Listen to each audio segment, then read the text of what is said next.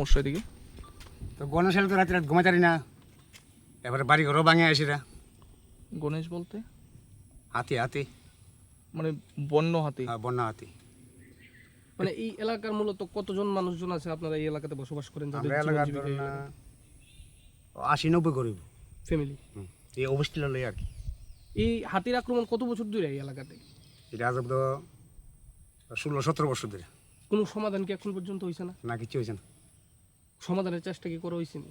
ওখানে তো এরা অনেক চেষ্টা করছে, একবার হাতি আনছে দৌড়াইতো, হুম। কিছু করতে পারছে না। এবারে ওখানে আবার কি তার মিটার লাগা,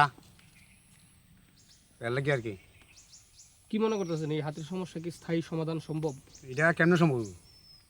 এটা কিছুতেই সম্ভব হতো না। অনেক চেষ্টা করতেছে ও। কত বছর যাবত এই সমস্যা হাতের? এটা আজ 17 বছর ধরে। মূলত কি কিরকম মানে ক্ষয়ক্ষতি হয় আপনাদের? কি কি কয়েকদিন তো জিনিসের- মানুষও মারছে। মানুষের মারছে? মানুষ মারছে, বাড়ি ঘর তো প্রচুর ভাঙছে। কি কইবেন রাজ্য সরকারের উদ্দেশ্যে? ওখানে হাতি কেমন এটা থামাইব, এটা বুদ্ধি করবো। কোন এলাকা এটা? এটা অবস্থিল। কি নাম আপনার? আমাদের নীলাঞ্জন বিশ্বাস।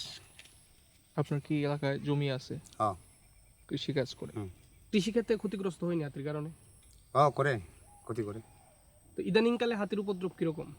ওখানে আজ কয়েকদিন ধরে কম, কালকে রাত্রে আগে গেছে আবার। আচ্ছা, কি দল নাকি? না, কালকে একটা আইসি।